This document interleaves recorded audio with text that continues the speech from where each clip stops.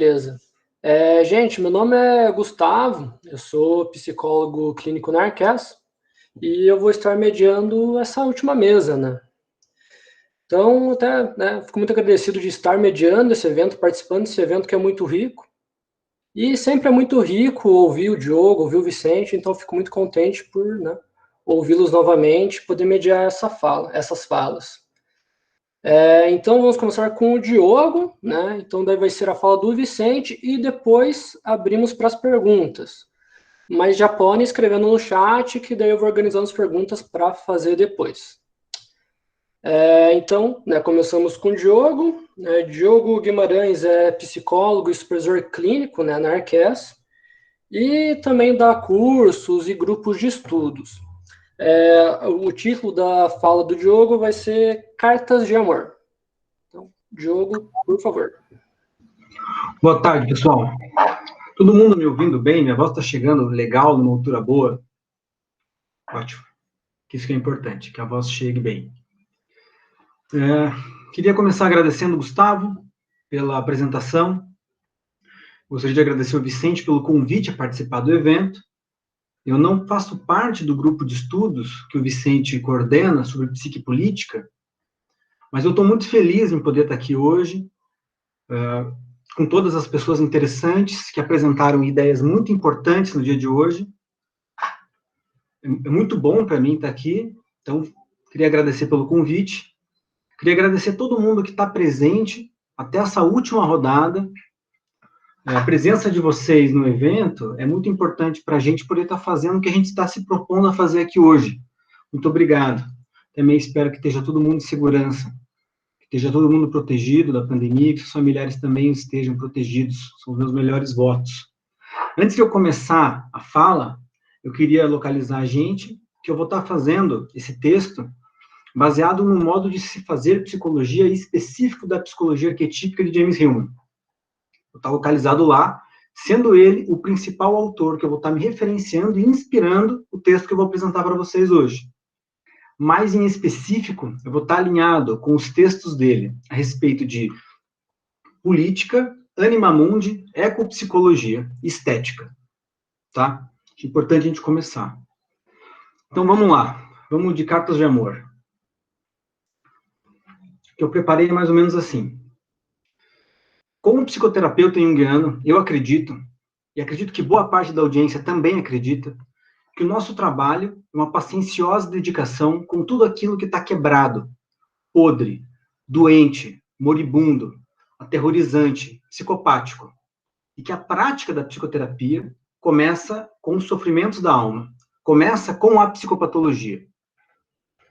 E a gente, enquanto analistas todos, ou estudantes, deveríamos estar bem familiarizados com essa temática. Afinal, é o nosso ofício, é o nosso cotidiano, é o nosso todo dia. O que me ocorreu esse ano, acredito que fruto da pandemia, acredito que fruto do isolamento, fruto da quarentena, que eu cessei as atividades e comecei a prestar atenção a algumas outras coisas. E um grande sofrimento começou a se apresentar para mim de uma maneira terrível durante esse período. E o que eu estou falando aqui é do mundo à nossa volta.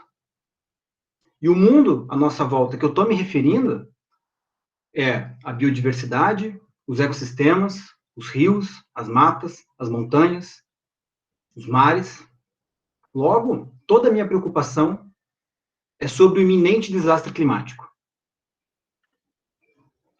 Esse mundo está sofrendo de longa data com a destruição dos habitats naturais, com a poluição, com o descaso governamental, com a falta de consciência ecológica por parte da população. E isso não é novo nem para mim, eu acredito que não seja novo nem para vocês. O que ocorreu de diferente para mim, no meu caso, foi que eu tentei reunir o pouco da sensibilidade que me resta no meio de uma sociedade bastante insensível, quase completamente insensível, para tentar escutar um pouco desse sofrimento. O que, aliás, é isso que os analistas fazem, não é? Escutar o sofrimento. Aconteceu que eu não consegui suportar muito tempo nessa escuta. Esse foi o resultado da minha escuta. Estava lá eu, mal conseguindo olhar para esse mundo, mal conseguindo suportar junto com ele o processo destrutivo pelo qual ele passava, pelo qual ele passa agora. Isso também deveria ser o que um analista sabe fazer, ou deve fazer, não é? Ser uma testemunha, ser um acompanhante no anal da morte, ser uma boa companhia para que seu paciente possa se desesperar com tranquilidade. Por mais irônico que pareça. Uma boa companhia onde ele se desespera em paz. O mundo e nós estamos imersos em profundo sofrimento. E eu não sei se, como psicoterapeutas, a gente está fazendo o suficiente por ele, ou o básico por ele. E por hora eu vou manter um corte. Nós aqui e o mundo lá. Unidos por um sintoma, unidos por uma dor. Enfim, eu não poderia parar por aí. Comecei a reunir tudo aquilo que eu sabia. Nenhum psicoterapeuta suporta o seu ofício se ele não tivesse alinhado com uma série de ideias sobre a psique. Sobre o que é a psicoterapia. Sobre a sua necessidade ou sua finalidade. O telos da psique ou a ananqué da psique. Sem essas coordenadas teóricas, sem ideias profundas, não tem como a gente ir muito longe. Então, quando estamos na clínica, trabalhando, atendendo, pensando esses casos, a gente nunca está sozinho. A gente está sempre acompanhado de ideias psicológicas. Eu queria começar inaugurando uma pergunta para fazer com vocês. Existe uma psicoterapia possível para o mundo em decomposição? O que pode a psicoterapia e os seus recursos frente ao mundo em decomposição? A gente tem que partir para responder essa pergunta, eu penso assim, assumindo que tem algo de errado com a psicoterapia. Porque ela não pode mais se oferecer como um modo de gerar adaptação e meios para que a gente tenha como passivamente suportar a dor. Onde a dor, na nossa discussão, seria, hoje, a degradação das condições dos habitats naturais. Então, a psicoterapia... Vamos lá. Cerrado em chamas, fotos dos animais queimados, foto da destruição de todo o ecossistema, e o seu paciente chega, ou você atende essa pessoa conta níveis altíssimos de ansiedade e melancolia. Qual é o nosso papel? Qual é o papel da psicoterapia? Fazer com que ele durma melhor? Fazer com que ele se acalme?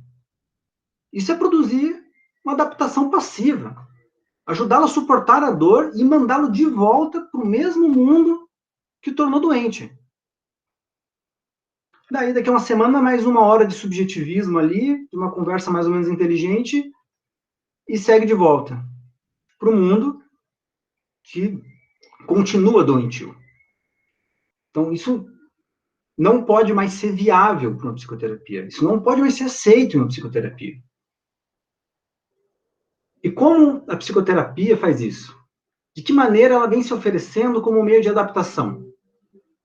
Subjetivando em demasia, tornando qualquer evento uma projeção da psicodinâmica do eu. Assim nos diria o James Hillman. O que significa isso?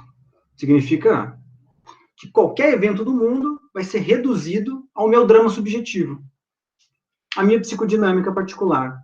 Na verdade, não tem animais queimados no cerrado. O que tem nessa psicoterapia é você tendo que lidar com suas questões de inferioridade, de vulnerabilidade, você tendo que lidar com questões que parecem ser muito particulares da tua biografia. Enquanto isso, aquilo continua do jeito que está. Isso seria subjetivar em demasia. Então, essa psicoterapia, ela vem operando um corte, aquele corte que eu comentei. Nós aqui, o mundo lá. Onde a psique só se encontra naquilo que é considerado humano, restrito à esfera subjetiva, e o mundo considerado inanimado, sem ânima, sem alma. E quando animado, apenas enquanto uma projeção dos meus conteúdos, apenas referente a mim. Enfim, isso é egocentrismo. Como eu disse há pouco, isso tem que ser reimaginado. Uma vez que há um elo de dor conectando esse corte arbitrário que separa o homem do mundo à sua volta. Isso vai levar a gente para um outro argumento da psicologia arquetípica. Na psicologia arquetípica, onde há um sintoma, há uma psique querendo falar sobre si, querendo se fazer consciente de si. Temos que considerar, então, de que há algo tentando ser... Tem algo... Opa, engasguei. Temos que considerar que há algo querendo ser dito através da psicopatologia do mundo. Que se ao sintomatizar, o mundo antes inanimado revela sua psicologia, revela sua alma. O que podemos pensar é que o desmatamento, a poluição, impermeabilização do solo, aquecimento das águas do oceano, é o elo de dor que procura reclamar a conexão existente, porém ignorada, seja pela cultura, pela sociedade ou pela própria prática psicoterapêutica. Assim, uma psicoterapia que não rompe com o egocentrismo e o subjetivismo exacerbado não pode fazer muita coisa nessa situação, a não ser perpetuar a situação que já acontece, perpetuar a situação corrente. O que significa manter um ego em si mesmado, preocupado consigo, e um mundo sintomático, em crise. Romper com esse modelo implica não apenas abrir-se para o mundo interior, e leia-se mundo interior como uma psique objetiva junguiana, onde no pensamento de Jung, na teoria, existe uma psique subjetiva, referente à minha biografia, referente às coisas que eu passo, e uma psique objetiva, que pouco ou nada tem a ver, quem sabe, com as questões do eu. Mas também significa abrir-se para o mundo e a sua alma, abrir-se para a anima mundi, como diriam os neoplatônicos e como nos ensina James Hillman. Então é por isso que os junguianos são necessários e devem falar nesses momentos pelos quais a gente passa. Tem algo no pensamento junguiano que se oferece como alternativa a isso. Há na psicoterapia junguiana um cuidado com aquilo que existe para além da personalidade do eu. Algo para além das preocupações humanistas do eu, das preocupações personalistas do eu. Já diz o James Hillman, na psicologia arquetípica não é um humanismo. Não se refere ao humanismo. A prática clínica junguiana, então, é um tipo de operação que pretende retirar o eu do seu narcisismo, do seu ensimesmamento, mostrando que a sua psique está lá, mas ela não lhe pertence e não se restringe apenas aos interesses do sujeito. E muito pelo contrário, ela inunda esse sujeito, esse ego, com a sua realidade e a sua necessidade, fazendo participar de suas preocupações e demandando o seu cuidado. Uma prática como essa vai romper o subjetivismo quando Jung, na obra 7, vai afirmar que a neurose está intimamente entrelaçada com o problema do próprio tempo e representa uma tentativa frustrada, uma tentativa malograda desse mesmo indivíduo, né, tentar resolver dentro de si um problema universal.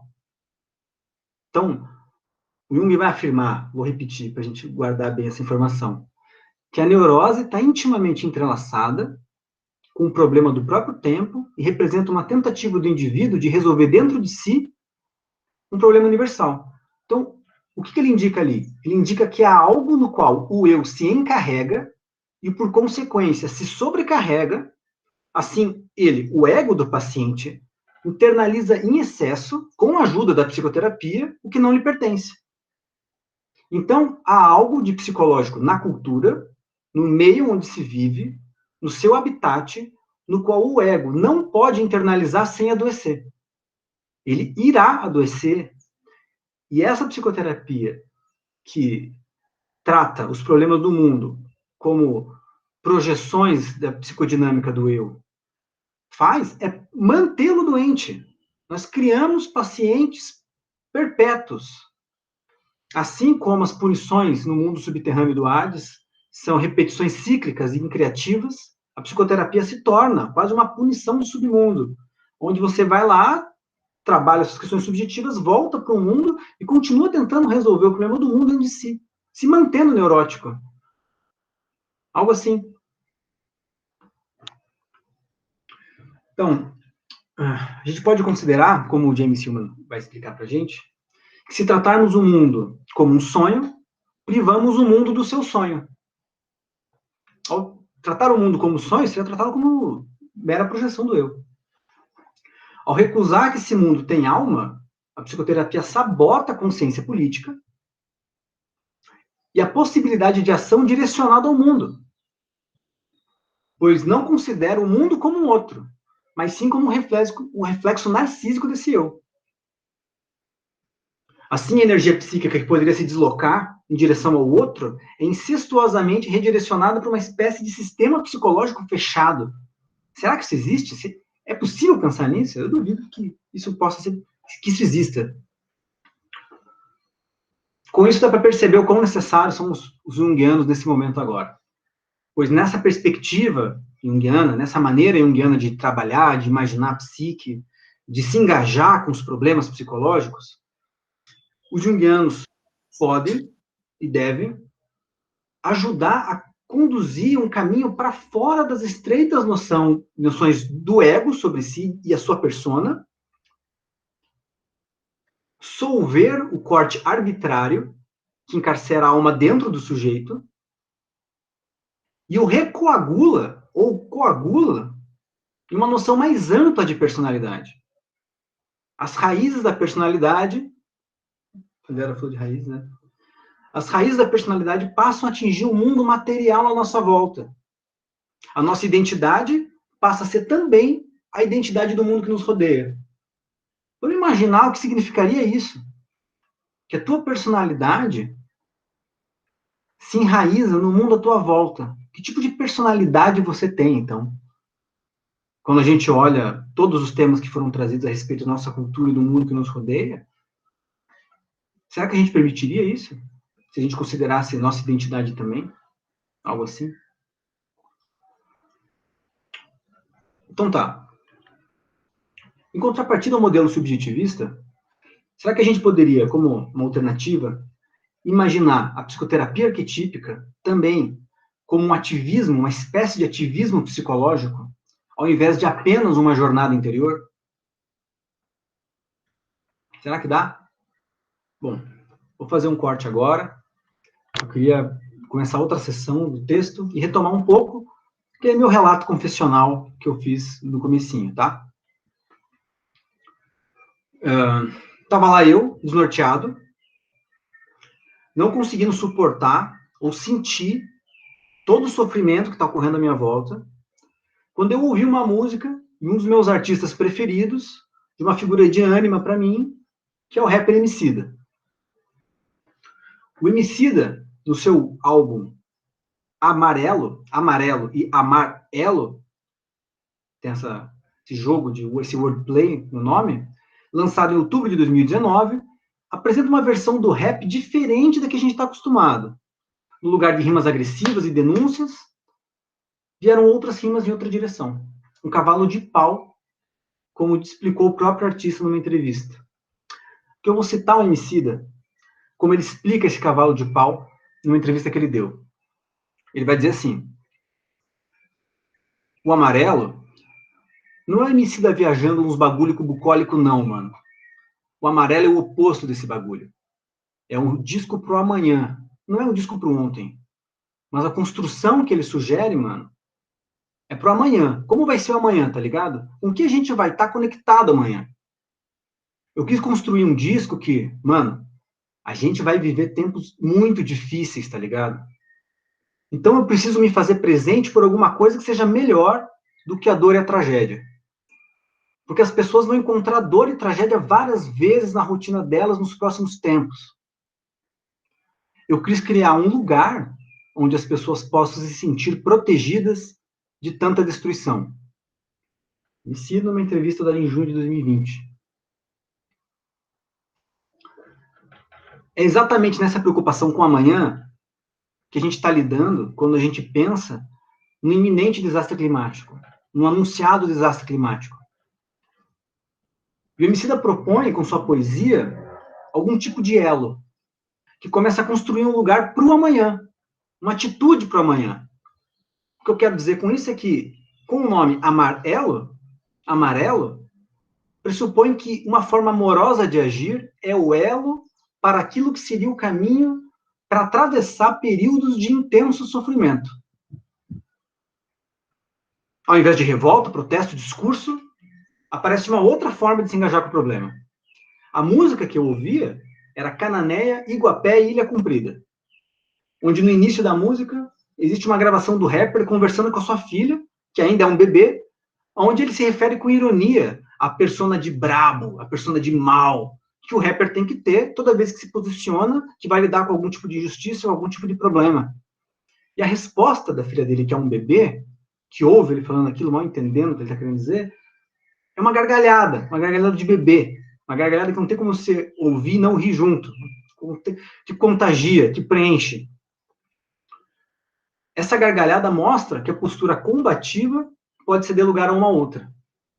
Para a gente, que é psicólogo junguiano, entende como símbolos, é como se essa gargalhada desse a permissão necessária para alteração de postura. O verso-refrão, que vem em seguida dessa gravação, explica muito melhor qual é essa perspectiva. Vou ler para vocês. Do fundo do meu coração, do mais profundo canto em meu interior, para o mundo em decomposição, escrevo como quem manda cartas de amor. Daí o título da palestra, Cartas de Amor. Então, para o mundo em decomposição, escrevo como quem manda cartas de amor. Isso para mim foi muito bonito. Um jeito muito inusitado de se direcionar. Essa música vai me acertar não porque eu não conhecesse antes, porque eu a conhecia. Mas o timing dela está ocorrendo logo após esses meus sentimentos de incapacidade, impotência e desespero, que não são apenas reações do meu ego, mas também projeções do sofrimento da anima mundi em minha personalidade, me impactou. Mas também me apresentou uma saída, sentida, que agora eu queria pensar psicologicamente, que deve ser pensada psicologicamente. Então, a atitude que o Emicida aponta é que a conversa, a comunicação com o mundo, tem que ser como de quem manda cartas de amor. E o que isso vai significar psicologicamente? Como que a gente pode imaginar isso psicologicamente? Assim como no conto O Asno de Ouro, de Apuleio, quando a psique, a alma, está em profundo sofrimento, em mortificatio, o sofrimento só vai cessar, ou ele só cessa, a partir do momento que Eros a reencontra, a desperta. Há algo no amor que consegue resgatar a alma das suas condições psicopatológicas. E que parece que apostando nessa função de Eros, que o Emicida inspira o álbum. O trecho da entrevista, isso, parece muito parecido. Onde temos amar como um elo, e não mais dor e sintoma como um elo. Como eu tinha falado.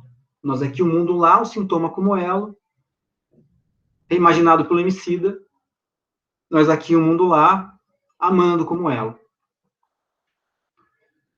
E se a gente imaginar o amor conforme os gregos, nas cosmogonias órfica e exíldica, o imaginaram, teremos que Eros é a possibilidade psicológica da vinculação dos diferentes, dos apartados, dos complementares. Criar caminhos onde haviam separações, sendo este movimento de conexão erótica entendido por James Hillman como o caminho de fazer alma. O movimento erótico é o caminho de fazer alma para James Hillman. A psicoterapia reimaginada. Então, psicologicamente, o amor não romântico, não estamos falando de sentimentalismo, mas erótico, nesse sentido que eu estou explicando, poderia revincular-nos com o mundo, fazendo-nos reconhecer nele a sua psique, a sua ânima. já que a meta de Eros, em todo caso, é a psique, como diz James Hillman no Mito da Análise, e como Jung, na obra 16, afirma, se não existe laço de amor, a alma não está presente. Sempre que há o amor encontra a psique. Não importa o quão alienada, sofrida ela tiver. A meta dele é ela. O que acontece, o que pode acontecer, se a gente arriscar, é similar ao mitema de Pigmalião e Galateia, onde, através do vínculo erótico, algo que antes parecia inanimado, uma escultura, se revela almado e amando de volta. Onde somos inundados com dor, sofrimento, sintoma, depressões, intoxicações da anima mundi, não respondemos mais com combate, raiva, protesto, mas com amor, sendo ele a possibilidade de abertura dos nossos ouvidos ao que a alma tenta contar sobre si adoecendo, mostrando o logos de sua patologia. Sendo esta a função da terapia, a erotização da alma, o princípio norteante da nossa prática, temos Eros como um psicopompo, como conta o Hesíodo, onde Eros é o responsável por transitar entre mundos, abrindo a possibilidade de inaugurar outros mundos, outras formas de ser, múltiplas formas de imaginar a existência. Tá. Psicologicamente, é isso. Então, a pergunta vai ser, e como que esse movimento próprio da psicoterapia, o troço que faz alma, né, o fazer alma, pode ser reimaginado com uma espécie de ativismo psicológico? O filósofo Byung-Chul Han, está bem alto, no livro Agonia de Eros, ele vai explicar, eu vou citar ele inteiramente agora, que a ação política, enquanto cupidez comum por outra forma de vida, por outro mundo mais justo, num outro nível mais profundo, tem relação direta com Eros. Vamos lá. Ação política enquanto cupidez comum por uma outra forma de vida, por outro mundo mais justo, num outro nível mais profundo, tem relação direta com Eros. Ele, Eros, representa uma fonte energética para rebelar-se na política. E ele realiza isso quando cria uma ruptura que interrompe o igual em favor do outro. Interrompe o igual em favor do diferente. Desnarcisiza o sujeito ao desejar o diferente, criando uma ruptura no habitual. Gera a perspectiva do múltiplo, onde apenas existia a perspectiva do um. Ou seja, aonde havia monocultura do ego, teremos a pluricultura da anima mundi. Então, esse evento erótico-político, esse movimento erótico-político, quem sabe esse evento também é erótico-político, esse ato falho aí, eu acho que está falando de nós aqui hoje. Retratado pelo filósofo, pode tornar-se erótico-político-psicológico para o analista. Uma vez que Eros é a possibilidade da retirada do ego de sua clausura personalista, inserindo em relação com a alteridade, abrindo para a realidade da ânima, e sendo esta ânima aqui representada como ânima mundi, sendo ela a maneira pela qual a psique se manifesta no mundo à nossa volta, e principalmente nos sintomas que esse mundo apresenta, sintomas esses que oferecem o seu logos, o seu discurso e a sua necessidade psicológica. A análise, então, é reimaginada não apenas como um lugar de processamento dos dramas subjetivos do sujeito, mas também como uma possibilidade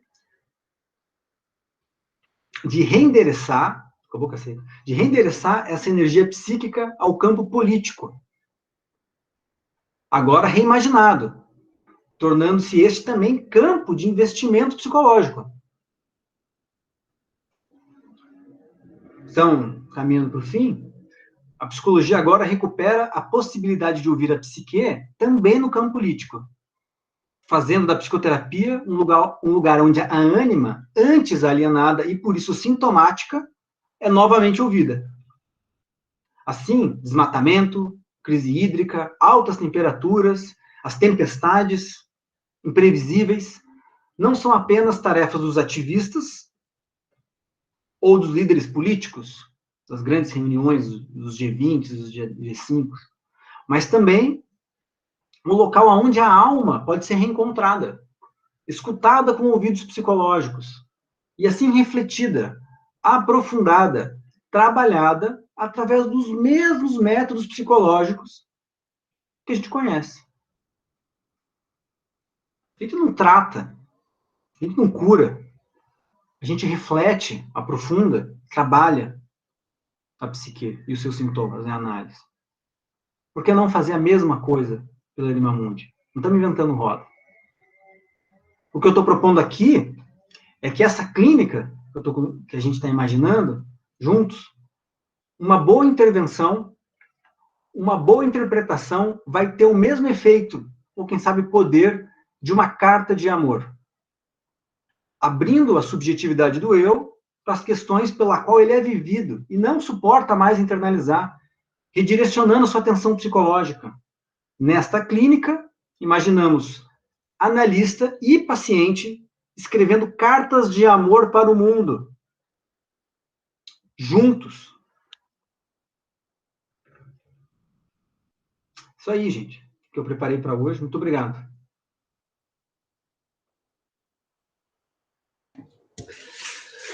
Valeu, Diogo. Ótima fala, né? Que haja cartas de amor, né? E então vamos à fala, né? Última fala, fala do Vicente, né? Vicente Barão Mussi, então, ele, né, foi quem organizou o evento, né? E quem coordena o grupo de estudos que deu origem a esse evento.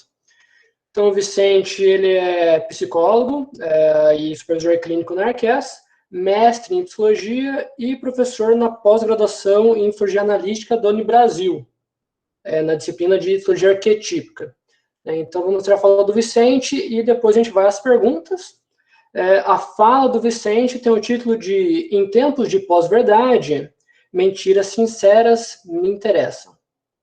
Vicente, por favor. Obrigado, Gustavo.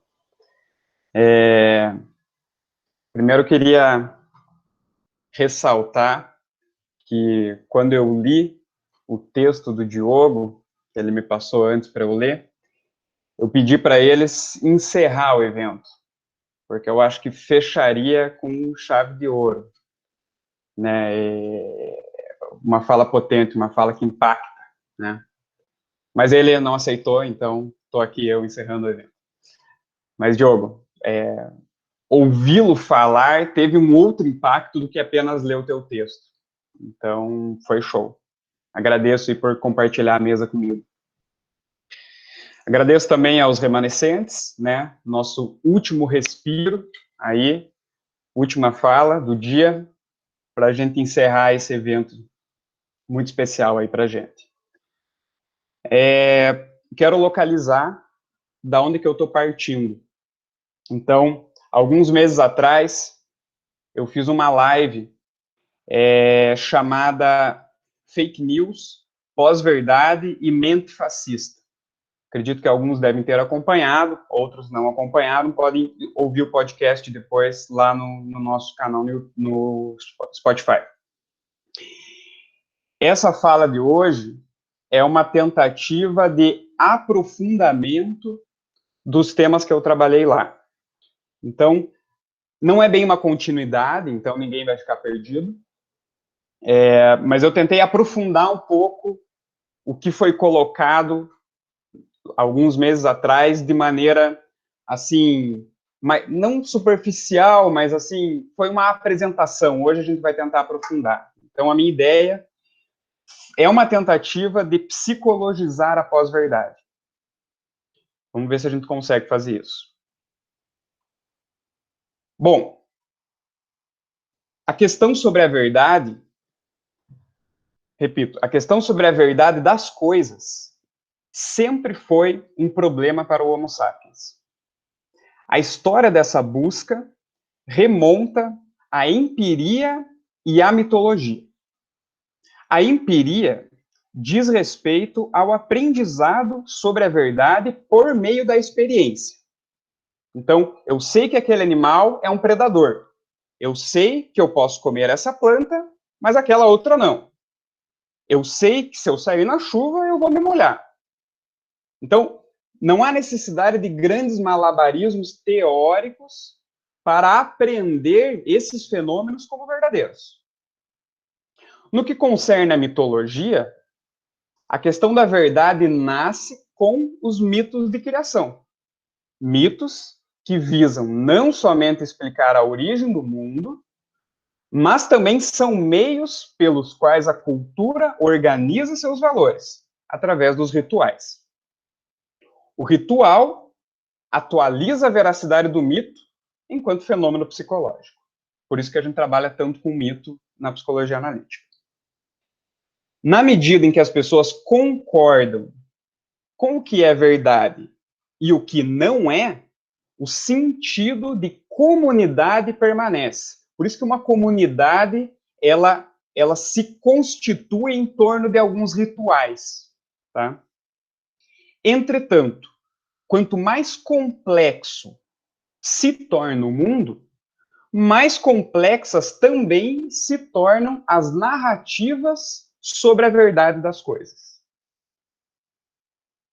Emprestando a metáfora do argentino Jorge Luis Borges, um mapa nunca é suficientemente bom para explicar um território, até que ele fique rigorosamente do mesmo tamanho do território, perdendo então sua funcionalidade como mapa. Ou seja, toda representação da realidade é necessariamente incompleta. Guardem isso porque a gente vai retomar isso no final. Toda representação da realidade é necessariamente incompleta. A ciência, em última análise, é um modo de fazermos mapas cada vez melhores da realidade, ainda que sempre incompletos. A psicologia profunda não tem essa pretensão. Nosso trabalho é servir a alma, não necessariamente a busca pela verdade. Ainda que isso esteja intimamente relacionado. Mas nosso tema hoje aqui é a verdade e a pós-verdade. Nunca foi uma tarefa simples sustentar uma verdade frente aos pares. A questão da verdade suscitou, e ainda o faz, inúmeras perseguições e condenações à morte. Durante séculos, sempre que uma verdade defendida por uns era posta em conflito com uma segunda verdade defendida por outros, o resultado era trágico. Perdemos, assim, filósofos, matemáticos, intelectuais de todo o mundo, como Giordano Bruno e Galileu Galilei à época da Inquisição. Saltando alguns séculos para nossos tempos. A modernidade líquida, como chama Bauman, ou a hipermodernidade, como chama Lipovetsky, observamos, nos tempos de hoje, o derretimento de narrativas religiosas e a fragmentação de ontologias até então basilares da civilização ocidental. Junto com esse movimento, acompanhamos o aumento da ansiedade coletiva e a crescente busca por lugares aonde se ancorar. O problema é encontrar terra firme em um mundo líquido. Encontrar verdades sólidas em um terreno aquoso. O mundo se tornou um lugar complexo demais para se entender. A verdade se tornou fugidia demais para se perseguir. Velhos mapas não descobrem novos territórios. E novos mapas apontam para terrenos ainda desconhecidos e temerosos. Como afirma o historiador Harari, ao tentar compreender globalmente os dilemas morais da sociedade, normalmente incorremos em 4 métodos reducionistas. Primeiro, minimizar a questão. Reduzir a complexidade histórica do conflito para uma narrativa simples e clara de entender. Comumente, essa explicação redutiva se apresenta nas narrativas maniqueístas do mundo. Esse é o lado do bem, o outro é o lado do mal. A luta entre essas forças explica o drama. 2. Focar numa narrativa humana tocante, que supostamente se aplica a todo conflito. A explicação racional, com fatos e dados, é chata e desinteressante para a maioria das pessoas. Quando você apresenta uma história emocionante de sofrimento, as pessoas então se mobilizam. É a velha história do ser humano por trás de grandes líderes. Ele é como nós, gente como a gente. 3. Tecer teorias da conspiração. Acreditar que toda a complexidade econômica, financeira, moral, religiosa do mundo pode ser explicada por grandes corporações que controlam tudo e ditam as regras do mundo. Recentemente observamos o renascimento de velhas teorias conspiratórias, como a teoria da nova ordem mundial e a dominação comunista, e também novas paranoias coletivas, como os movimentos Pizzagate e QAnon, ambos nascidos nos Estados Unidos e parodiados aqui no Brasil. 4. Criar um dogma. Acreditar em uma instituição ou liderança que saberá para onde nos guiar. Dogmas são portos seguros para a frustração frente à complexidade da realidade.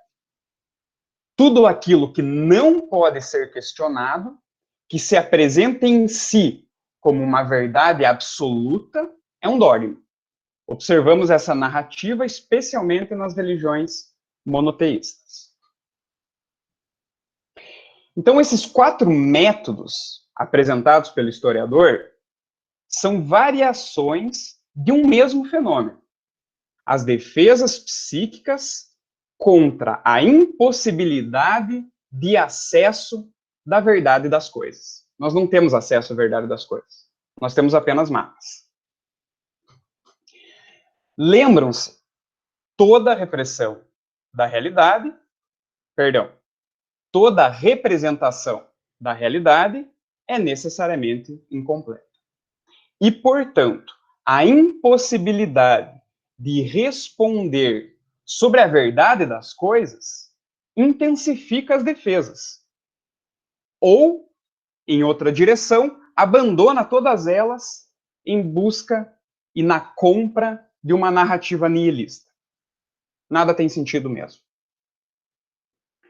Para ambas as situações, a verdade foi suspensa. Não há mais intenção em se buscar aquilo que é real e verdadeiro, mesmo sabendo da impossibilidade de se chegar ao real e ao verdadeiro em si. Veja, o que estamos propondo aqui é um paradoxo. A necessidade da busca pela verdade, das coisas, sabendo de antemão a impossibilidade de se chegar à verdade mesmo. Esse é o nosso paradoxo para onde a gente está apontando. Em vista disso, é aqui e agora, nesse momento e lugar, do abandono do paradoxo e da ambiguidade, que o ego, aquilo que a gente chama de eu, é capturado pela pós-verdade. A pós-verdade é a consequência imediata da falência da busca pela verdade das coisas. A pós-verdade é a consequência imediata da falência da busca pela verdade das coisas. Falência porque, para a pós-verdade, a verdade das coisas já está dada, tão clara como a luz do dia. Somente o outro em sua alienação ideológica, não pode ver. E por que a pós-verdade e não a mentira? Não seria a pós-verdade ela mesma uma mentira? Sim e não. Sim, porque não é verdadeira. Pós-verdade não é verdadeira, ela não tem preocupação nenhuma com a verdade. Não, porque parece ser e é tomado como verdadeiro. A pós-verdade não se apresenta como uma mentira, ela se apresenta como uma verdade. A pós-verdade, ao contrário do que o termo que a nomeia, não tem nenhuma relação com a verdade. Inclusive, não intenciona ser verdadeira de maneira alguma, na sua criação, na sua origem. No seu destino, sim. Na sua origem, não. Ela não é nem a negação, nem a afirmação da verdade. Ela é outra coisa. Tem existência própria e autônoma. Nesse sentido, a gente pode pensar a pós-verdade como um complexo, com existência própria e autônoma. Opera de maneira imperativa e inversa. Afirma o que é, não sendo. Afirma o que não é, sendo. Eu já vou dar exemplos disso. Nos atravessa inflando e inflamando. A pós-verdade apela diretamente às crenças e às emoções. Apela àquilo que é mais caro ao ser humano. Produz distorções. Nega o real e cria outra realidade. Em tempos de pós-verdade, não concordamos mais sobre o que é o real e o que não é, sobre o que é o verdadeiro e o que não é. Em tempos como esses, mentiras sinceras de fato me interessam. A Terra é redonda, a Terra é plana. Vacinas são seguras, vacinas causam autismo. Racismo existe, racismo não existe no Brasil. Estupro é crime, estupro é favor. Eleições são legítimas, eleições são fraudadas. Aquecimento global existe, aquecimento global não existe. Teve ditadura, não teve ditadura. O vírus mata, o vírus não mata. Se a gente não consegue concordar sobre o que é verdade e o que não é, o destino trágico é o único destino possível. Em um mundo que escorre, a necessidade de pertencimento se tornou maior que a necessidade pela verdade. Repito, a necessidade de pertencimento se tornou maior que a necessidade pela verdade. Esse fenômeno pode ser observado no recolhimento da vida privada em detrimento da vida pública, que se reflete na lógica do condomínio fechado. E aqui eu faço referência ao Christian Dunker, no livro que ele fala sobre condomínios. Muros, nos cercamos de muros. Dentro deles, apenas os iguais. A homogeneização produz um fenômeno de apagamento das diferenças. E, consequência disso, produz sentimento de irrelevância, sensação de não ser visto e de não ser ouvido. Essa é a narrativa fantasma da classe média brasileira. Onde há um muro, há uma relação de estranhamento entre quem está dentro com quem está fora. Nós e eles. Nós contra eles. Nós. Logo, ninguém mais olha para nós. Eu vou pagar a conta do analista para nunca mais ter que saber quem eu sou.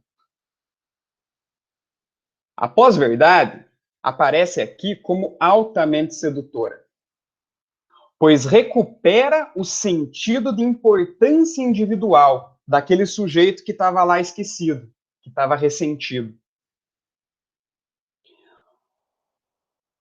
Eu sou aquele que vê a verdade, que os outros não estão vendo. Eu sou um dos escolhidos. E o que é que eu vejo e ninguém mais vê? É óbvio, a conspiração do inimigo. Bolsonaro acredita que pode ultrapassar os limites legais, éticos e morais, porque na sua paranoia conspiratória, a esquerda já está fazendo isso.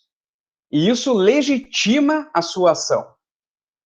Eu não estou aqui para implantar algo, eu estou aqui para combater algo que já está sendo implantado. Percebe a inversão? É esse o movimento que a pós-verdade faz. A direita brasileira cooptou a luta identitária e transformou ideologia em palavrão. Vamos proibir a ideologia de gênero. Temos que proteger nossas crianças. Menino veste azul, menina veste rosa. A luta por preservação dos direitos e pelo combate aos verdadeiros privilégios se tornou ideológica.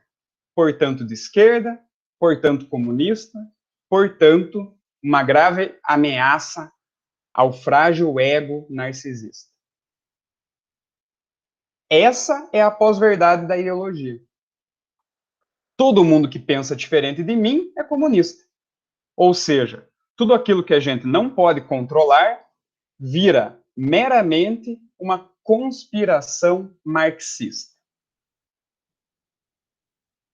Mas a pós-verdade foi além. Criou paradoxos. Um deles é que ela se tornou mais verdadeira que a própria verdade.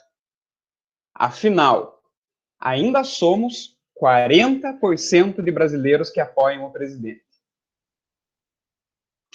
Outro paradoxo é que ela, a pós-verdade, atua uma verdade diferente da que anuncia.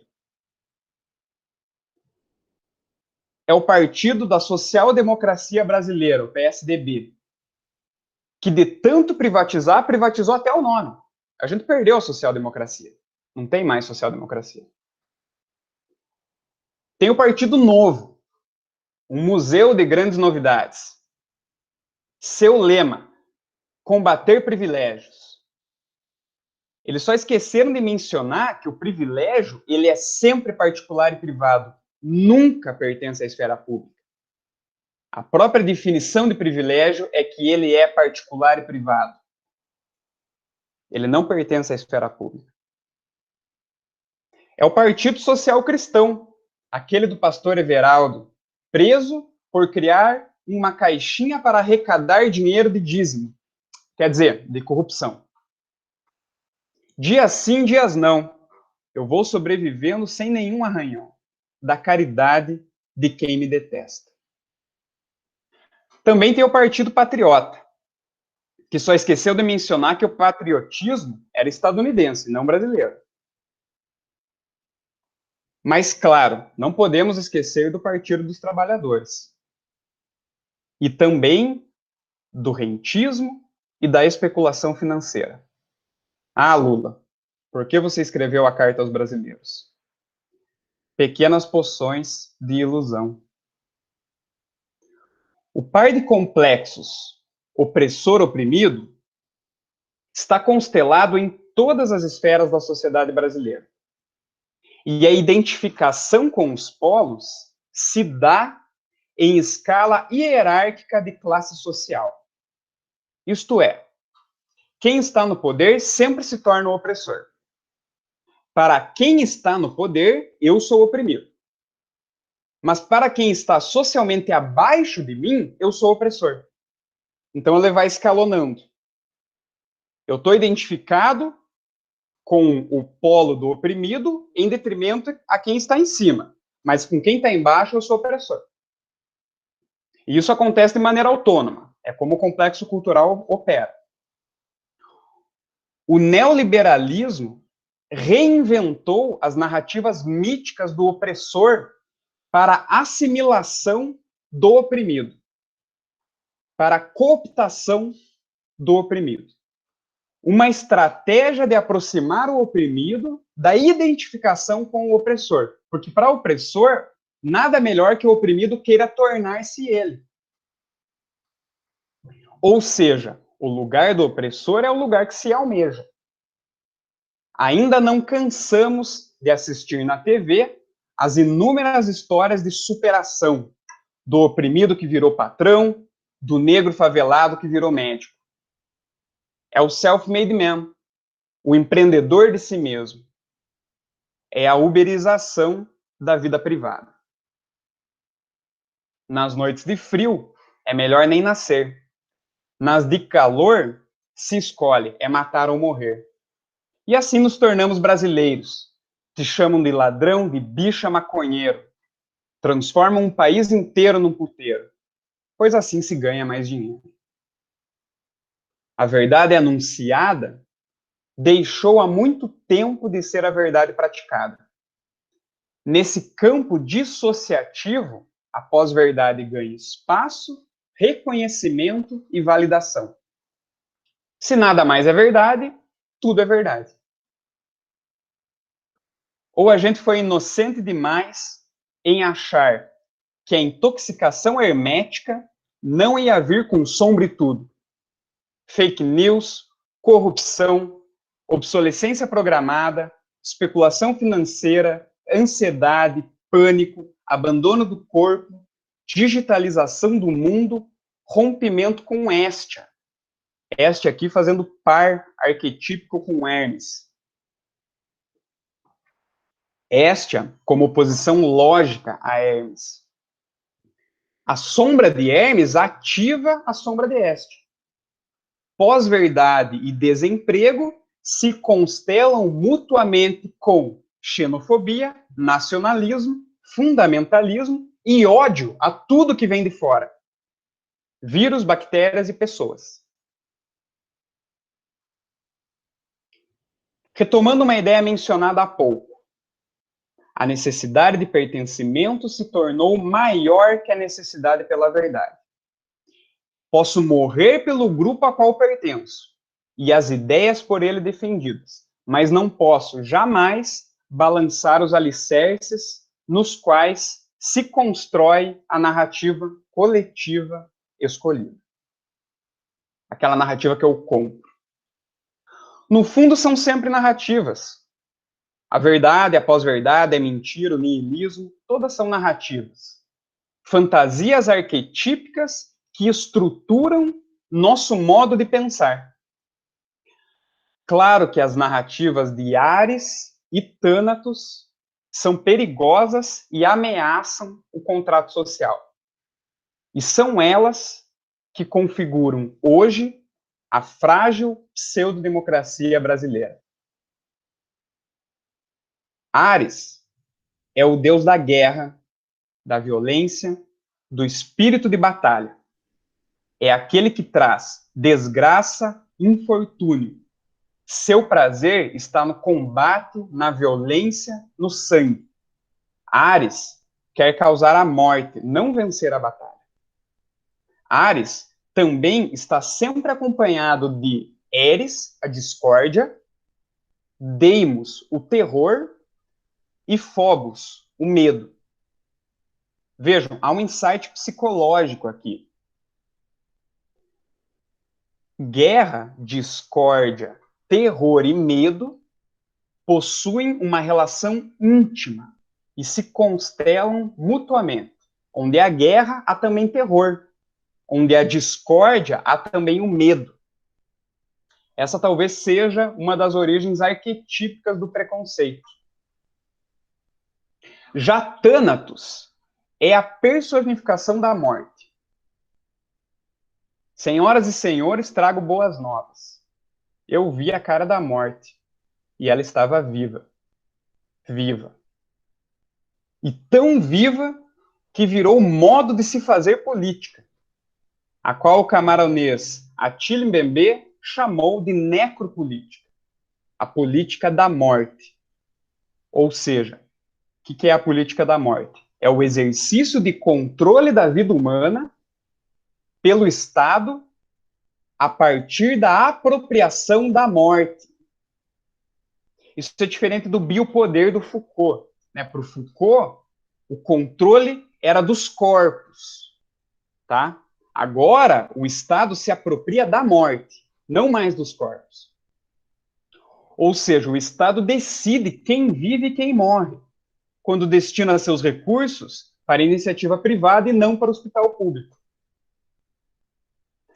A necropolítica também privatiza a escolha da morte. E aí vejam que eu estou usando aqui o termo privatizar propositalmente para criar associação com o neoliberalismo. Neoliberalismo e necropolítica são a mesma coisa, tá? A necropolítica também privatiza a escolha da morte. É o policial na favela quem escolhe se atira ou não e em quem atirar. É o segurança do mercado que decide se mata ou não, a depender da cor. A necropolítica é a destinação da morte àqueles que não devem viver. Os descartáveis, a mão de obra excedente, o aposentado, o inválido, o favelado, o negro, o pobre. Aqueles que o filósofo George Agamben chamou de homo sacer. E quem pode frente a Ares e Thanatos? E aqui eu vou desembocar no mesmo lugar que o Diogo desembocou. Eros pode. Eros une, junta tudo aquilo que foi desfeito. Eros reúne e vincula. Eros permite uma atitude erótica frente à violência e à morte. Eros é pulsão de vida. Eros recupera o senso de coletividade.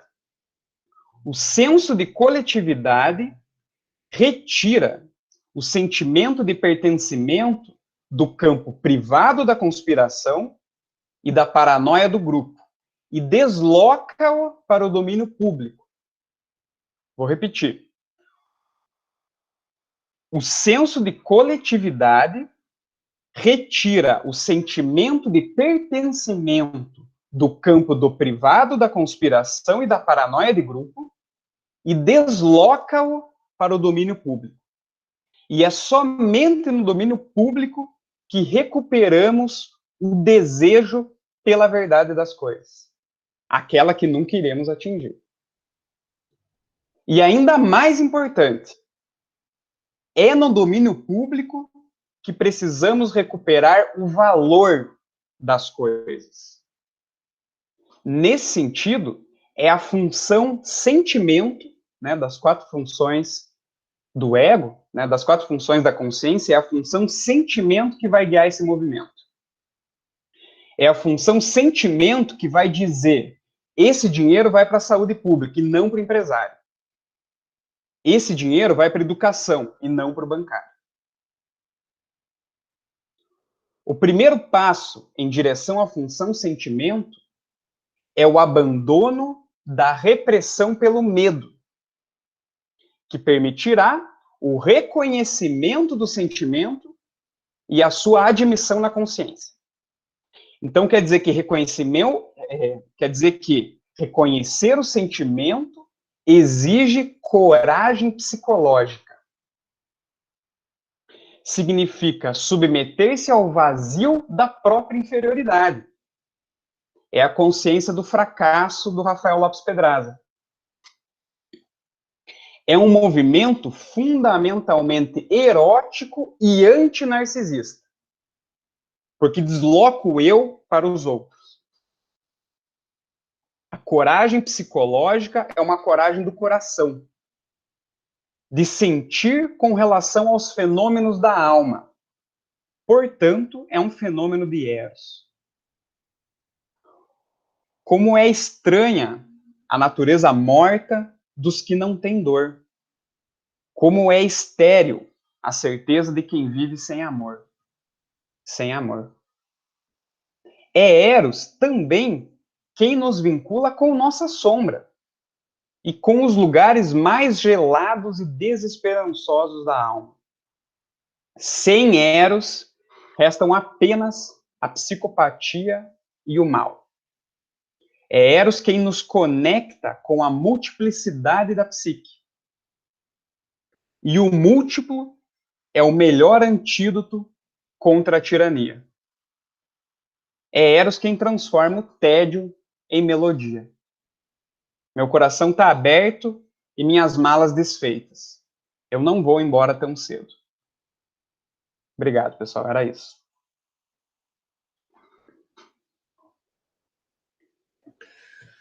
Muito bom, né? Belíssimas falas. Obrigado, Vicente, Diogo. Eu vou então às perguntas, né? Então, quem tiver alguma pergunta pode escrever ali no chat, ou só comenta o que quer perguntar e eu passo a palavra, né? Temos aqui, então, 2 comentários, né? Então, vou ler os comentários, né? Então, o Diogo e o Vicente quiserem responder, né? Fica aberto. Primeiramente, então, temos um comentário da Kátia, né? Que foi ali na fala do Diogo, né? E ela comenta, de fato, nunca antes buscamos tantos recursos em áreas multidisciplinares para nos amparar no trabalho psicoterapêutico, bem como recursos do apoio de nossos grupos de psicólogos. A Kátia comentou isso, não sei se o Diogo quer, né, comentar em cima, quer falar. Ok. E então, tem mais um comentário da Núbia, né, que também foi na fala do Diogo. E ela comenta, né, Diogo, querido, muito necessário e urgente a sua fala. Parabéns pela apresentação, nos deixa com gosto de esperança. E faz lembrar do livro do Rima e do Ventura, né, Oceanos de Psicoterapia, e o mundo cada vez pior. E ela coloca uma frase, então. Nossa tarefa, de cada um de nós, é abraçar aquilo da herança humana que amamos e alimentá-lo, cuidar dele, passá-lo adiante, porque as trevas não durarão para sempre. Quando terminarem, as pessoas vão precisar desses fragmentos que passamos adiante. Não poderão construir um mundo novo se não transferirmos a elas o que for possível. Ideias, arte, conhecimento, habilidades, ou apenas o simples e frágil amor, o modo como tratamos as pessoas, como as ajudamos. Isso é algo para se passar adiante. Ok. Então, acho que eu vou engatar com uma pergunta aqui, ok? Mas quem tiver interesse ali, vai fazendo pergunta, né, que eu passo a palavra. E eu queria fazer uma pergunta, então, até lembrando das últimas perguntas da mesa anterior, que era sobre um pouco do lugar de fala. Né? Então, se vocês falam de Eros, vocês falam também de Rima, o Rima fala muito do psicologizar. E eu queria pensar com vocês qual que seria o limite do lugar de fala da psicologia. Qual seria o limite do psicologizar?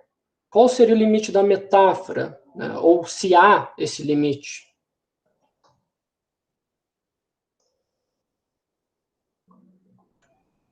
Diogo, quer falar? Não sei. Não? Não sabe? Qual que é o limite? Olha, eu acho que vou responder, então, arriscando aqui uma resposta. Toda resposta de bate-pronto é sempre um risco, né? Sempre. Se você não recebeu de antemão as perguntas, você está se arriscando. Mas eu acho que o psicologizar não tem limites. Na verdade, a própria concepção do psicologizar, ele não permite que se coloque um limite. Porque se você coloca um limite, você está dizendo que existe uma interpretação final. Né? E você vai aprofundar e vai chegar em algum lugar. E, na verdade, eu não sei, né? O trabalho é o aprofundamento constante. Né? E se o Hillman nos fala, e o Jung também nos fala, que a gente pode psicologizar, ou seja, que a gente pode ver através, que a gente pode enxergar através dos fenômenos literais, aquilo que há de metafórico, aquilo que há de imaginal, a gente pode olhar para qualquer fenômeno, né? Então, eu acho que é no Revendo a Psicologia que o Hillman comenta que, por mais que alguns psicólogos não queiram admitir, a psicologia seria a disciplina primeira que falaria sobre as coisas. né? Não vou me colocar aí concordando ou não com o Hillman, mas eu acho interessante essa fala dele, né? Psicologia é a disciplina primeira, então quer dizer que a gente tem algo a falar sobre tudo, né? Porque tudo é fenômeno humano e não humano ao mesmo tempo, né? Se a gente está pensando aí nos deuses, nos arquétipos, né? Então, o trabalho do Hillman, inclusive, é desumanizar, né, aquilo que a gente importa como humano. Então, é tudo, né? Eu vou por essa linha. Diogo. Isso aí, Vicente, concordo contigo. Quando Jung postula no volume 7 que a atividade primária da alma e autônoma é produção de fantasia, e no volume 11 ele explica que aquilo que não se torna fantasia psicológica não pode ser conhecido, né? Ele coloca que tudo que é vivido só é vivido, experimentado, porque é psicológico. Né? Estamos sempre dentro de uma fantasia psicológica, né? Mas acho que a gente podia pensar, não sabendo responder também, um corte, né? Quando a gente pensa em psicologizar, a gente pensa o quê?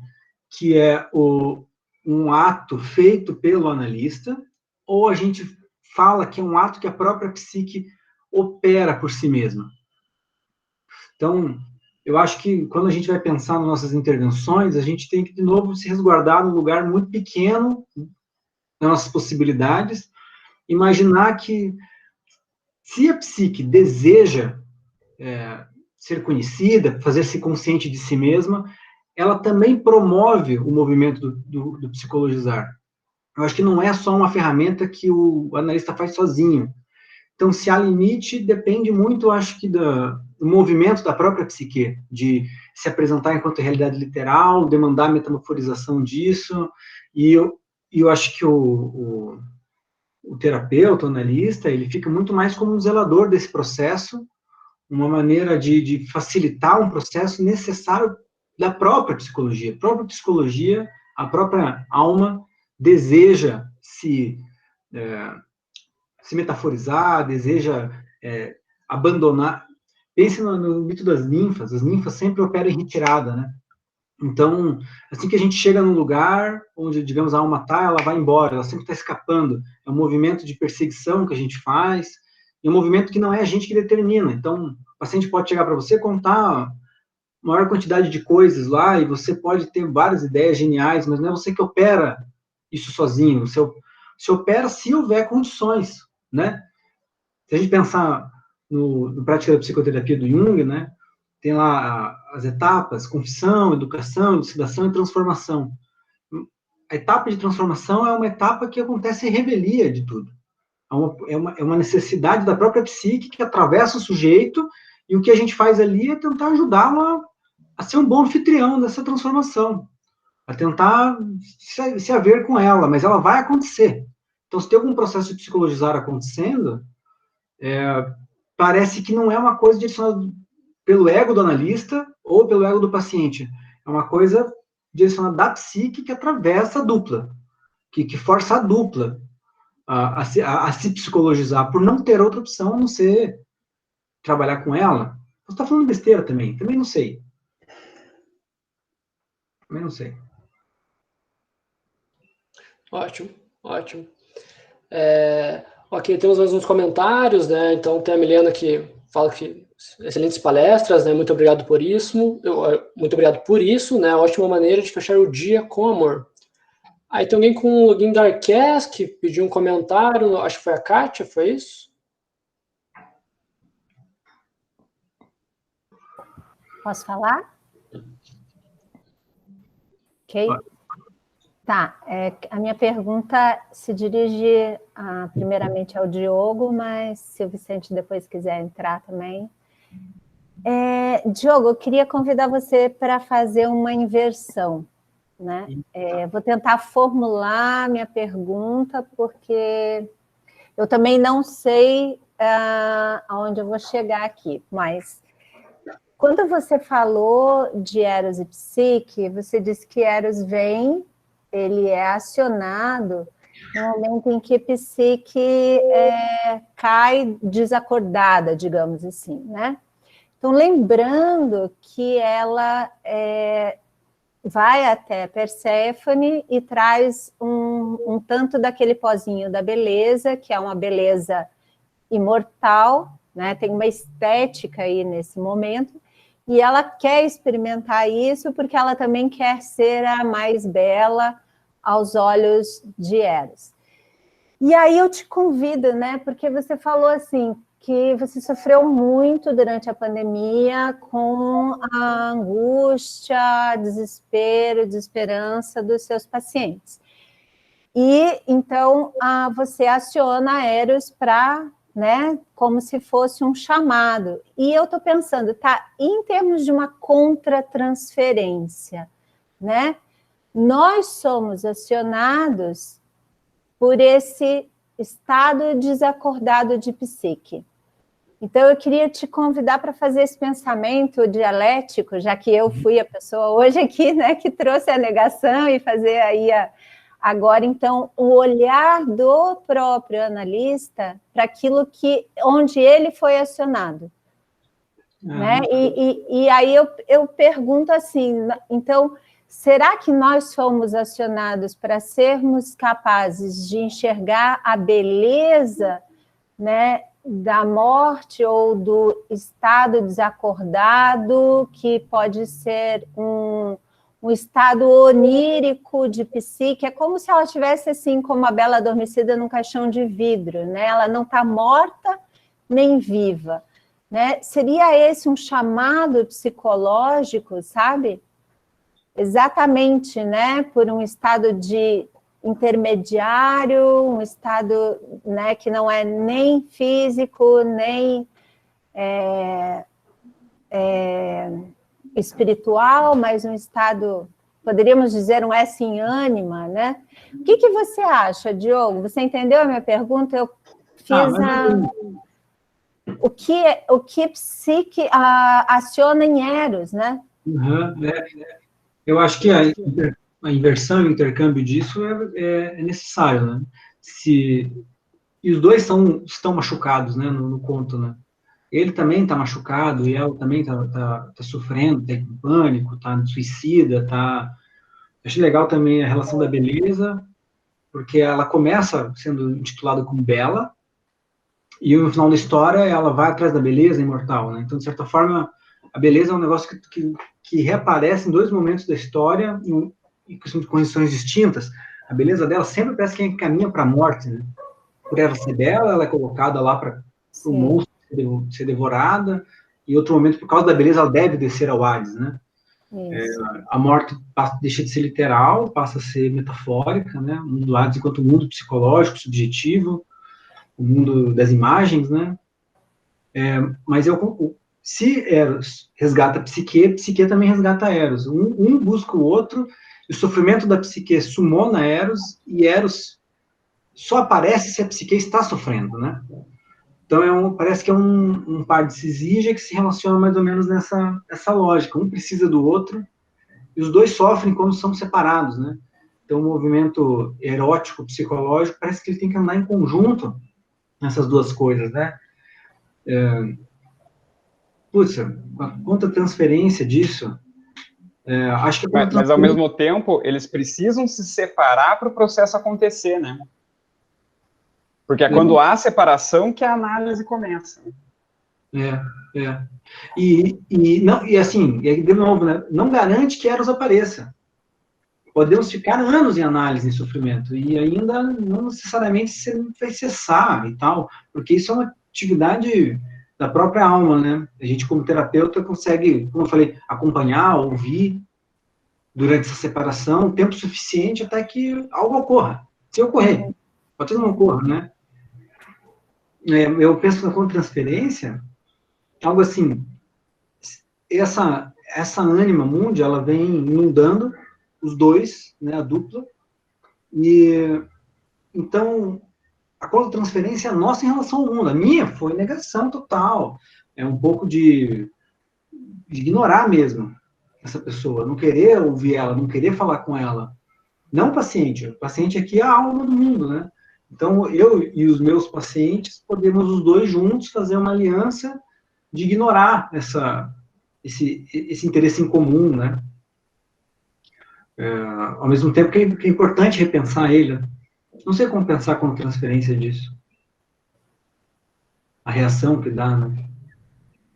Eu fico pensando nessa questão, assim, de Eros ser tão volátil, e aí a psique, ela vai para as profundezas, né? E ela puxa isso, né? Então, como nós também somos puxados de um lugar, assim, de suposto saber, ou de uma ideação, digamos, até na teoria, né? Porque a gente falou que a gente foi buscar realmente muitos recursos esse ano, mas como aí os nossos pacientes nos trazem de volta para esse campo do afeto, né?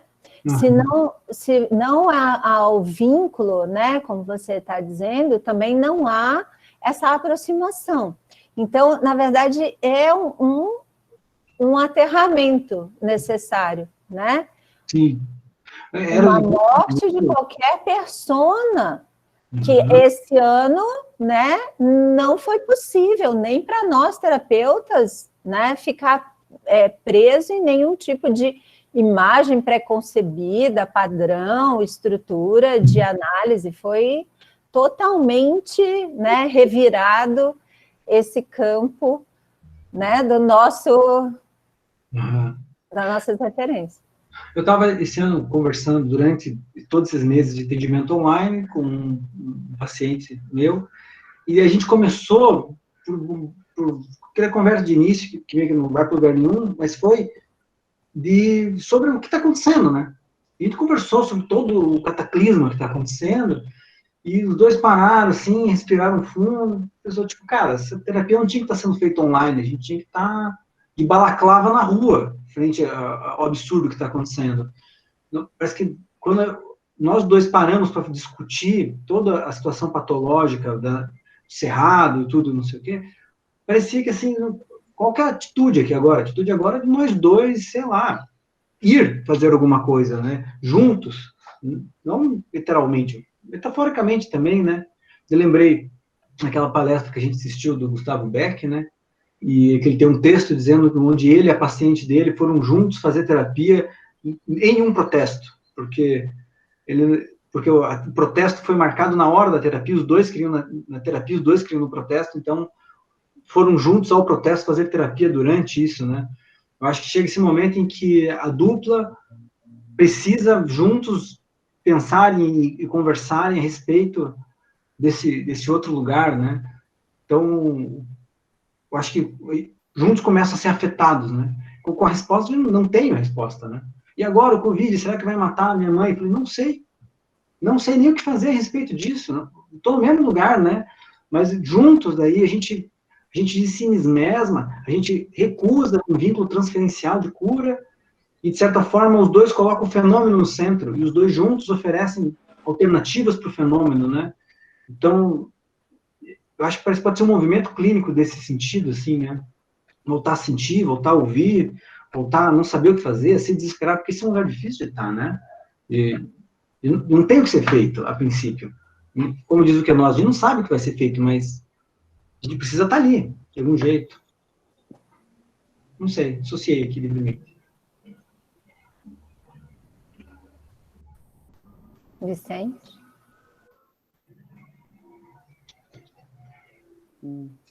Ok. É isso aí. Nós temos mais 2 comentários referente à pergunta anterior e daí uma pergunta do Neto. Então, vou ler os comentários. Acho que eu vou ler junto os comentários da Antonieta e do André, que eu acho que daí, né, juntos dois complementam. A Antonieta diz, né, o limite do psicologizar talvez seja a capacidade de psicologizar pelos limites impostos pelo social, no sentido em que aquele a quem não é dado o direito de sobreviver não se pode ser exigido que a metáfora seja primordial. E daí, só engatando junto com o comentário do André, o André fala, acho que a proposta, a ideia de Quenose é o limite e o não limite, o esvaziamento enquanto possibilidade e abertura para imaginar e psicologizar. Posso comentar? Comentar o da Antonieta. A gente falou ali, eu acho que a pergunta do Tiago, se não me engano, para o Cauã, foi sobre por que as mitologias são todas gregas, não deveria repensar nossos complexos culturais a partir de mitologias brasileiras. E eu acho que um exemplo, digamos, de uma mitologia brasileira que fica ao nível de uma cosmogonia de Hesíodo é o Diário de um Detento. Na verdade, não, Sobrevivendo no Inferno. Aqui. Dos racionais. Os 4 racionais seriam uma estrutura quaternária do self brasileiro. Sobrevivendo no Inferno é uma resposta estética a uma realidade insuportável, né? Está escrito aqui na contracapa, eu achei maravilhoso.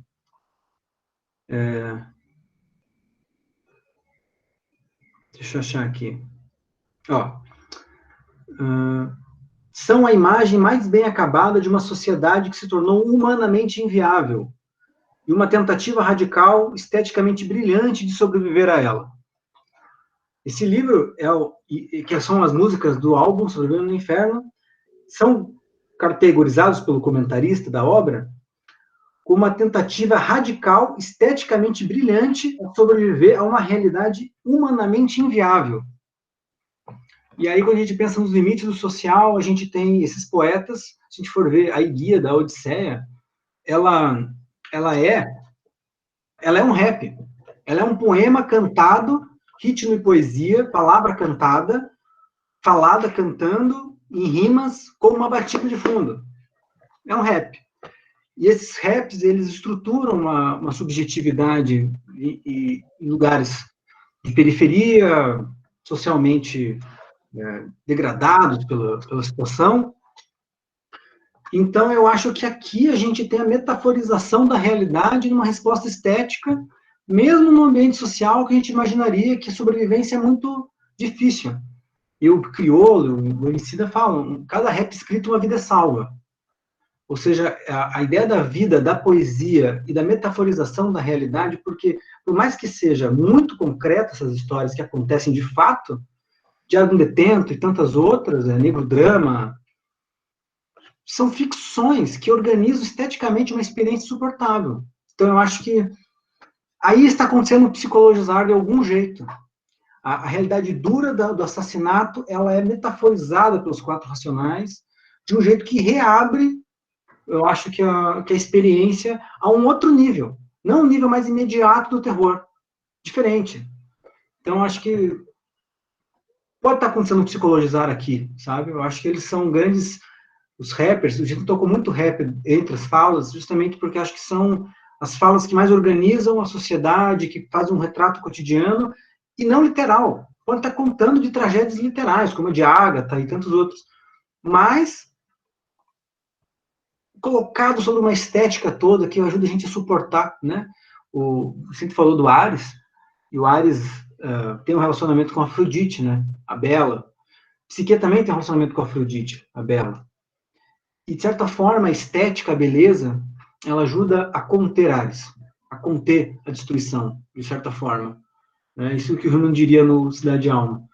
Ares contém a destruição. Então, esses poemas todos, eu acho que já estão fazendo esse trabalho muito melhor que qualquer outro psicólogo faria, né? A gente vem ajudar esse movimento, né? De certa forma, assim. Acho que esse é o comentário que eu queria fazer. Posso só recomentar o teu comentário? Vai. É que eu acho que, assim, é muito legal a gente metaforizar isso tudo, mas eu acho que psicologizar esse tipo de coisa é talvez matar a experiência, sabe? Porque a experiência, ela é real e ela é devastadora num nível social, subjetivo, mas muito, muito localizado, sabe? Eu também tenho um livro que eu acho sensacional, que é esse livro aqui, Sol na Cabeça, que é de um cara que é da periferia de São Paulo, se não me engano, e ele escreve contos sobre o favelado. E eu fico pensando se cabe a gente ficar psicologizando demais essas experiências que nem são nossas, sabe? Talvez a gente precise se afastar desse psicologizar e deixar a realidade simplesmente ser real e literal, sabe? E lidar com essa literalização da coisa. Assim, eu estou indo na contramão do que é a psicologia, mas eu acho que existe um limite para a psicologia, sabe? Porque ficar nessa coisa de buscar a metáfora de tudo é uma grande romantização da vida, sabe? Era meio que isso. Mas veja, Antonieta, eu acho que o que o Diogo está falando já ultrapassou e muito a psicologia, né? O psicologizar não tem limites. A psicologia, claro que ela tem. Mas por que o psicologizar não tem limites? Porque ele está aí nos livros que vocês têm em mãos, né? Ele já é a experiência, já é a alma psicologizando uma experiência patológica, né? O Hillman fala do patologizar. O patologizar é uma das maneiras pelas quais a alma se faz. Então, eu não sei se isso nega ou recusa ou de alguma maneira afasta a realidade nua e crua. Claro que é muito mais agradável ao ego ler um livro de contos escrito por um favelado do que ir lá na favela ou, enfim, se deparar com uma experiência horrorosa, né, acerca, não sei, de uma operação policial lá na Rocinha, por exemplo, né, onde um inocente vai morrer. Com certeza, um inocente vai morrer, né? Então, mas frente à impossibilidade de encarar a verdade nua e crua, o acesso a isso de uma maneira esteticamente e uma alma que quer falar através de uma experiência estética, eu acho que isso até está fora do que a gente pode fazer, né? O que nos cabe é olhar para isso, sim, enquanto psicólogos, enquanto sujeitos, né? Isso ultrapassa a psicologia. Vicente, Oi. você tem duas frases do Hillman na cabeça. Ele diz que o patologizar, a alma sobrevive sem seus terapeutas, mas não sem seu patologizar. E ele diz assim que o humano é importante para a psique, mas não é necessário a ela. Há algo que, quando a gente imagina, eu acho que eu senti, que a gente psicologizar, a gente mata a experiência. Quem sabe porque há algo insuficiente na esfera nossa de dar conta da experiência psicológica. Também acho que um bom psicologizar, ele tem o efeito de aumentar o volume da experiência e não diminuí-lo. Acho que se diminuiu, a gente conceituou, a gente encaixotou, a gente fez um movimento contrário da psicologia arquetípica, que é aumentar o volume, né? Também penso nisso, assim. Então, eu acho que tem algo para além do que falando com a Antônia, tem algo para além do humano, para além do esforço do psicólogo, para além de qualquer coisa que ele possa fazer, porque o Hillman já pressupõe isso, a alma funciona alheia ao que a gente está fazendo com ela, e que a gente não mataria o fenômeno se a gente, quem sabe, fizesse uma prática que ampliasse o volume, aumentasse o volume da imagem, fazendo isso ouvir, né? Quando a gente pega isso. E também as experiências podem não ser nossas, mas quase nenhuma é. Quase poucas experiências são subjetivas. Normalmente estamos sendo vividos pelos nossos complexos. Como diria o Jung, não possuímos complexos, os complexos nos possuem. Então, todas as experiências, em algum nível, não são nossas. Mesmo o meu complexo de inferioridade não é meu. Eu sou dele, quando ele está ativado. Eu sou um veículo pelo qual toda essa realidade psicológica se expressa, e quando eu analiso a psique. Não tanto quem tem propriedade privada sobre a psique, sabe? Será que alguém tem propriedade privada sobre a psique, sobre o fenômeno psicológico? Eu acho que também dá para botar uma interrogação aí, de pensar por esse lado também.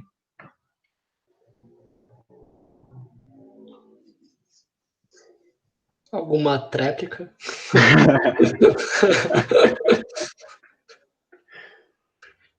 Ok. Eu vou seguir, então. Tem mais uma pergunta do Neto, uma pergunta do Cauã, né? Vamos seguir com a pergunta do Neto, então. E ele fala aqui, né? Foucault resgata dos gregos a parresia. a capacidade de dizer a verdade, especialmente quando isso exige coragem, pois oferece algum risco.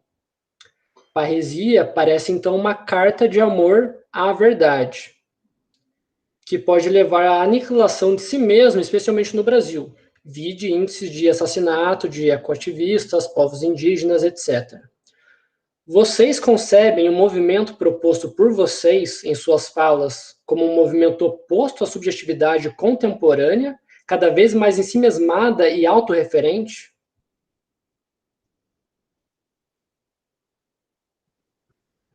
Querem que eu repita? Acho que não precisa, só estou relendo aqui.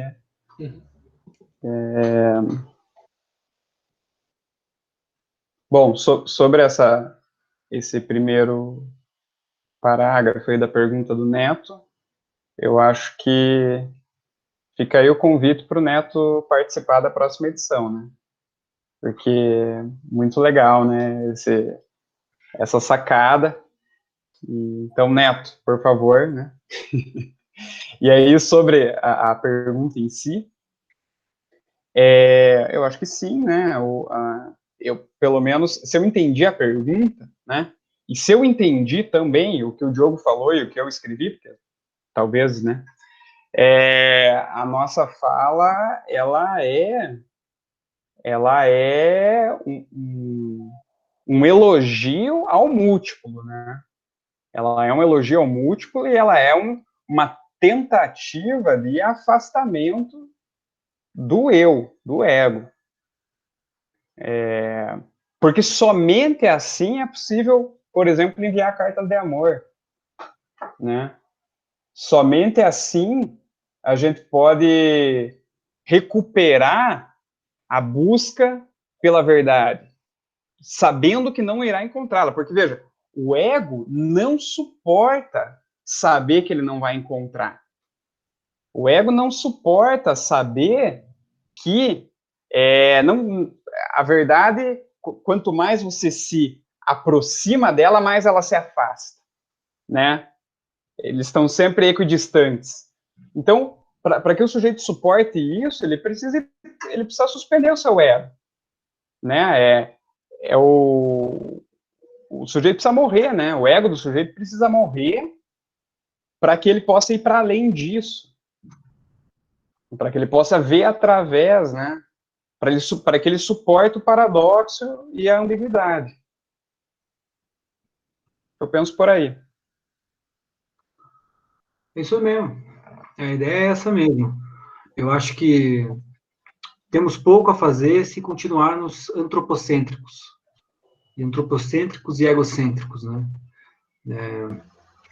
O humanismo está com dias contados. Enquanto permanecermos assim, desse jeito, acho que pouca coisa vai ser feita de diferente, né? Então, romper com o ensimesmamento, com o excesso de subjetivismo, é a mola mestra da psicologia junguiana, né? E por isso que é tão importante, eu acho que a gente repensar, é bem essa concepção de psique, onde o ego opina pouco, faz pouco, é vivido muito mais por, em relação a outras coisas, do que ocupa o papel principal, né?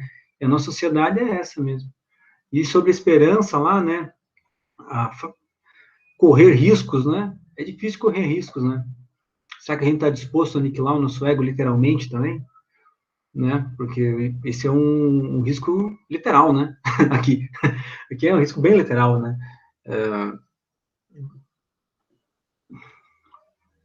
É isso aí. Ok.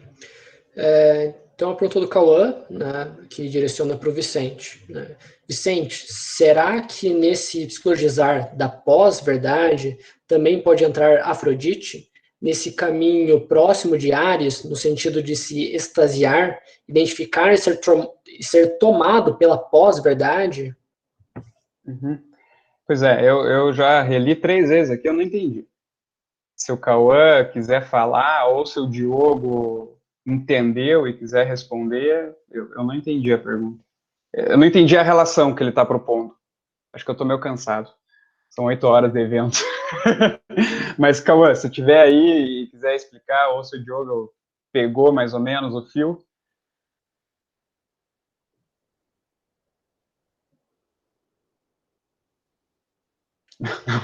Não sei.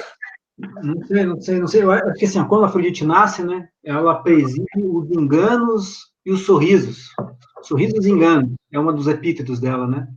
Então eu pensei se as pós-verdades não tem a ver com esse dissimular afrodisíaco de alguma maneira, né? Mas posso estar viajando, mas foi o que eu associei aqui agora. Uhum. Bom, se o Cauã tiver aí, ele quiser perguntar, então depois a gente abre espaço para ele, né, fazer a pergunta por vídeo.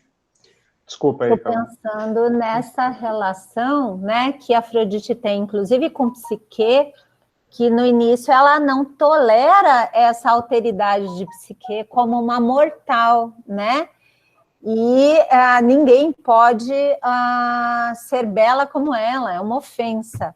E aí ela judia, né? Ela realmente maltrata a Psique por conta dessa ousadia, dessa híbris, né? Então, também, como no final, isso é transformado nessa relação, né? A Psique ganha de Afrodite a ascensão ao Olimpo, né? Ela ganha. Então, também aqui há uma mudança na natureza, digamos, da própria divindade, assim, né? É um exercício meio como Jó, né? Yahvé e Jó, assim, né? A Afrodite maltrata a Psique e ela, né, vai suportando até ela ser redimida. Não sei se a gente poderia pensar assim, mas a deusa é redimida também, né, de sua verdade única por conta de Psique, né, como uma mulher mortal. Acho interessante essa ideia. Cadê o Cauã? Oi? Opa. Chegou. Bom, nem eu sei muito bem que eu... É que assim, quando o Vicente estava falando, eu achei que ele fosse por esse caminho. Que eu estava lembrando do livro lá do Barcelos mesmo, que até a Antonieta referenciou. Lá ele fala desse tandem Ares, Hefesto e Afrodite.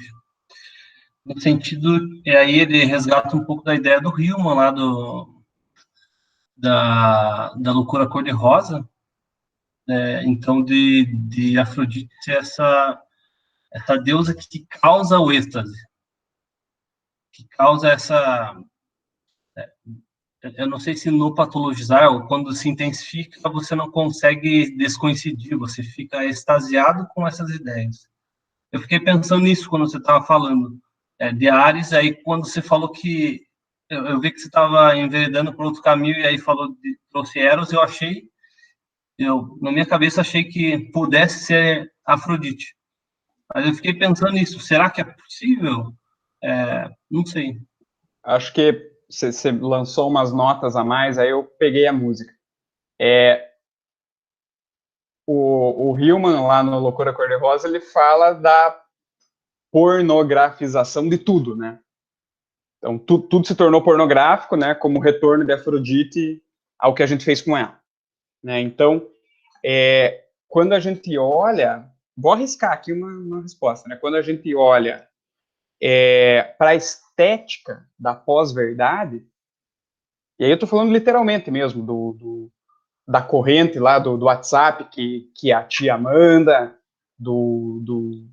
que entra lá no teu feed do Facebook, né? A estética de como a pós-verdade é montada, ela é extremamente pornográfica. Ela vem em caixa alta, com erro de português, com uma imagem desconexa, sabe? Ela exagera e se torna tão tosca, aos olhos de quem percebe de cara que é uma pós-verdade, a pergunta é: que merda é essa? Como as pessoas podem acreditar nisso? Né? Então, o que está acontecendo ali? E aí, se a gente fizer uma analogia disso com o filme, o vídeo pornográfico, trecheira, né? Aquela coisa misógina, né? Que foca principalmente na mulher, né? e desloca o homem para esse campo do machão que está lá para comer, e a mulher que geme alto para produzir algum tipo, né? Talvez, né? Talvez a pós-verdade ela traga em si uma sombra pornográfica, né? Esteticamente, na forma como ela aparece e no conteúdo também, né? Arrisquei.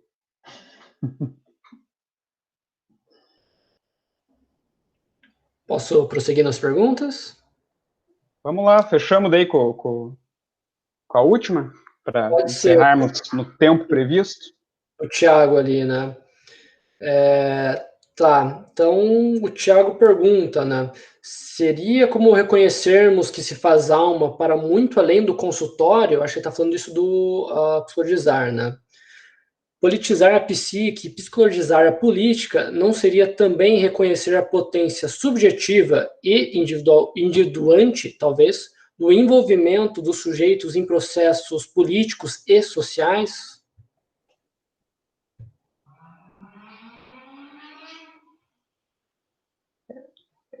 Bom, eu acho que assim, talvez o grande desafio do indivíduo enquanto indivíduo seja compreender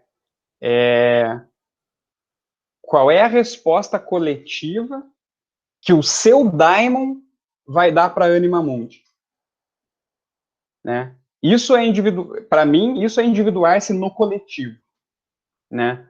Então, o sujeito, ninguém se individua sozinho, né? Ninguém vai se individuar no alto de uma montanha meditando. Isso não vai acontecer, né? A individuação acontece na polis, acontece em relação. Então, eu preciso do outro, eu preciso da alteridade para adentrar no processo, para que o processo de individuação aconteça. Lembrando que a gente nunca atinge ele, né? É um processo, é um eterno processo. Então, como isso acontece em relação com o outro, né? Não existe processo de individuação sozinho. Né? Não existe o meu processo de individuação. Porque eu sempre vou estar em relação, né? E se eu estou em relação, eu estou afetando. Eu estou afetando o que está no meu entorno. Então, hoje, né, eu não acho que o daimon individual de cada um responderia a psique do sujeito, né, a psique do indivíduo, excluindo ele do coletivo, excluindo ele da dinâmica coletiva, das questões que envolvem o domínio público. Eu acho que por mais que no consultório a gente possa passar anos falando de sombra pessoal e dos relacionamentos do sujeito amorosos, né, dos mandos e desmandos da ânima e do ânimos, mesmo que isso aconteça, né, uma análise que se proponha a se aprofundar e ser interminável, ela vai produzir um retorno do sujeito ao coletivo. Ela tem que fazer esse movimento. O sujeito tem que dar uma resposta de volta. Né? Então, eu acho que... Nem lembro mais qual era a pergunta, mas eu acho que sim. Acho que a resposta era sim.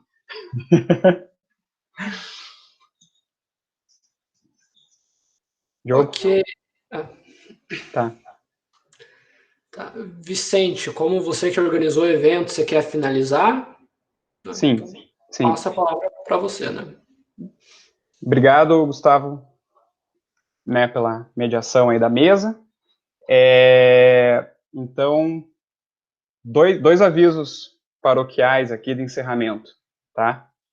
Primeiro, as gravações de cada mesa vão ser compartilhadas com vocês lá no grupo, tá? Vocês vão ter acesso privado a essas gravações, e assim, mas eu posso pegar o link e compartilhar? Pode, tudo bem, né? Por isso que foi barato, por isso que foi 10ão, né? Mas inicialmente a gente vai compartilhar só lá no grupo, né? Para quem pagou e não pôde assistir esse evento, né? Possa ver depois e tal. Esse é um dos pontos, e o outro é que eu vou enviar lá no grupo também um questionário de feedback. Assim, eu sei que responder esses questionários são chatos, mas se, né, encarecidamente vocês se disporem a preencher esse questionário, ele nos ajuda muito a entender como que esse evento ressoou, né, como que esse evento atravessou vocês de alguma forma, também nos dar dicas aí do que funcionou, do que não funcionou, temas que vocês esperam ouvir, né, da Arques, e reforçar o convite do nosso grupo, né, de psicopolítica. Tem o grupo do Diogo de Mitologia, que acredito que ano que vem abre novas vagas, né, a Kátia também tem grupo, enfim, conheçam a Arques, a gente está sempre lançando coisas novas. Ano que vem vai ter módulo 1, 2 e 3 de Jung e de Hillman, e é isso aí. Da minha parte, eu quero agradecer muito todo mundo que se empenhou em fazer esse evento acontecer, mesmo ele sendo online, ele dá trabalho, ele gera dor de cabeça e ansiedade, mas da minha parte valeu muito a pena, eu fiquei muito satisfeito com o que aconteceu hoje aqui, estou bem feliz e agradecido aí.